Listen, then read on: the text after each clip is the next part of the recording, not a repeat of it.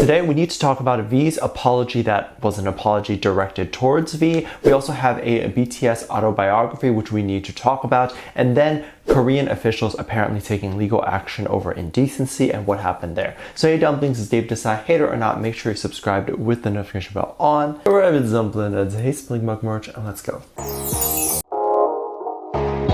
The first story is a bit crazy, but every time I think K-pop has moved a little bit forward and we're starting to see more and more of a liberal mindset, I am brought back to this idea that we are still not there yet. If you are not aware, in K-pop or traditional K-pop, a lot of crude and sexual gestures are not allowed, whereas in American music, it really just depends on the artist. Obviously, you would not go to a Disney concert with a Disney star and expect that they will be raunchy, but it irks me when parents or viewers of K-pop expect that no matter the age, K-pop must be child-friendly, because the fact of the matter is that this also heavily depends on the artist. BTS was known to talk about topics of depression, suicide, and abuse. These are topics that they could not fully and openly address because of the expectation that they must be child-friendly. And of course, this lessens the art that they made because they have to hint towards those messages rather than flat out saying it. Artists in America like Lady Gaga and even Beyonce are very open about being more sexualized. This was this performance by Mamamoo's Hwasa, where she very suggestively touched her hoo-ha. This is definitely considered raunchy, but I wouldn't say it is particularly a lot more than what we have seen in music before. But apparently this was during a live show and a song that did not call for this type of action. So it was considered to not be performance art, but just suggestive. Someone reported this to a student parent association group to complain about it, and allegedly an investigation is happening, calling it an embarrassment to be seen, and then the police got involved. This is so weird to me how this could even be a big deal. Hwasa is known to be on the more sexual side. There's plenty of groups that are more PG or family friendly, but Hwasa dances and moves have never been such. So going to the concert, if the parents are offended because it's too raunchy, that's on you. That's like going to a Britney Spears concert and expecting that she wouldn't be half naked on stage. And this makes me really sad because I thought since K-pop started to become more and more globalized, we would see that more people would start to care less and less about small things like that. But it always shocks me to see something that is definitely not considered a big deal here in the US be considered a big deal over there, and even result in something that is potentially a legal situation,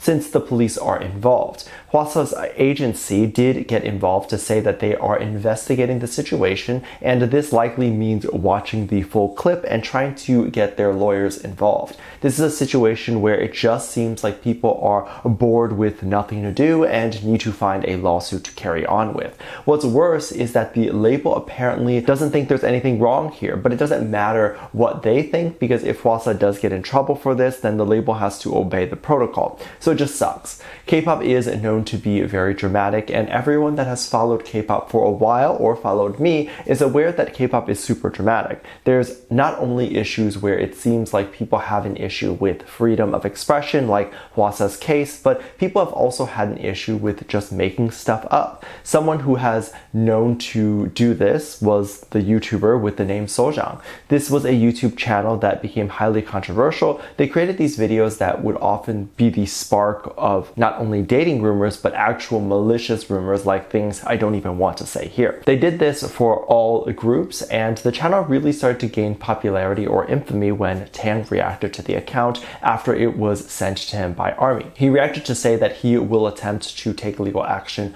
on the channel. I don't know exactly what happened there. I feel like if there was a verdict or if a lawsuit was able to go to trial, we would have heard about it, but we really didn't hear much about it, and Tang never spoke about it again.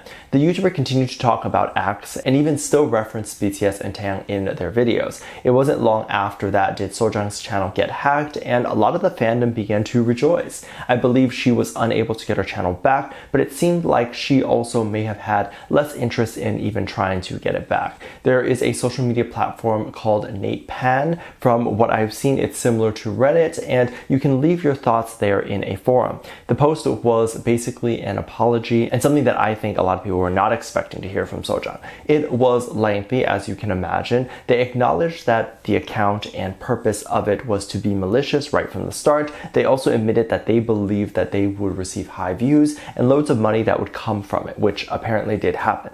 The YouTuber went on to apologize to all the actors and idols that appeared in their videos and went to say that it was all just for money.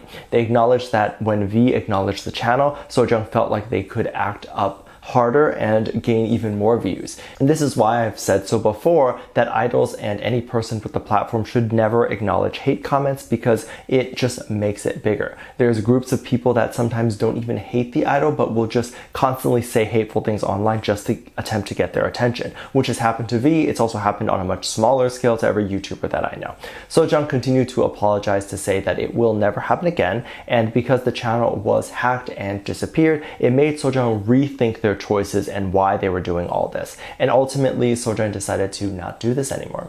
This will ultimately happen to every channel that is rooted in hate, because no agency or no one with actual power is going to want to associate with that channel. So first off, no brand deals, but then that also means YouTube themselves are not going to want to offer a hand in helping that channel when that channel needs support. So for a lot of YouTubers that are big, that have direct contact with YouTube, should things like hacks or any issues occur, they can reach out. But if your channel is rooted in hate, you don't get those opportunities. So when Sojang's channel was lost, it makes sense why they would have rethink their whole business model. Either way, I am very glad that the apology went viral, and I hope V sees it. To know that every bad person will eventually come to their senses and try to at least undo some of their wrongs. Unfortunately, not every person who has bad things will undo their wrongs in a public way, because not everyone who does anything wrong has a public platform to even publicly try to undo. For example, there's been a lot of backlash and controversy over BTS's new autobiography.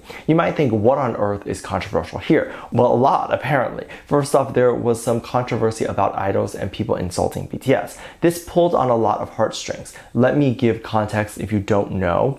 There's been a lot of talk about the mistreatment of BTS since their debut. People love to victimize BTS, and to a certain degree, they were the victims. And I believe everything they have been through is them actually being the victim. But I also do think the fandom sometimes overdoes it. There was a segment where BTS talked about how all the other idols who were older than BTS were all extremely disrespectful and wouldn't say hi when BTS would stand there and wave at everyone. They mentioned that it got so bad that they would cry about it later in the car and be really sad. This is very understandable. Imagine working day and night tirelessly for something, only to think in your head that you deserve to be there or that you're at the same level, only to be told that you actually don't matter and no one cares about you.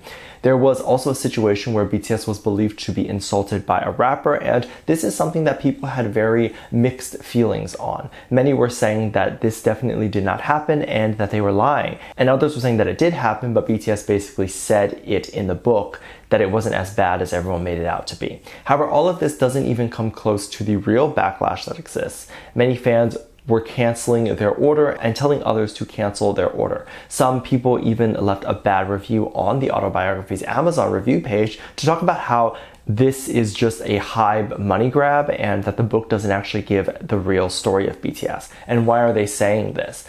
Because allegedly, the book does not even give any hint or anything about the members dating each other. These shippers are upset that the book talks about their life but never references gay dating. A lot of people canceling their orders are coming from accounts that are openly promoting the gay ship, and I've said so many times before, having a ship is fine, but when the company is releasing a totally real story about BTS's journey, but then these people are trying to cancel the book or give it a low rating over a ship, this is going too far. The ship has never been confirmed, and even if it was confirmed, I don't know if HYBE would even put it in the book. That makes no sense to me why they would want to document a very personal thing that has nothing to do with their music career and nothing to do with BTS as a whole. Let me know what you think. Make sure to check out my Patreon for more videos, link down below. Thanks for this lovely comment right here. Love you, bye.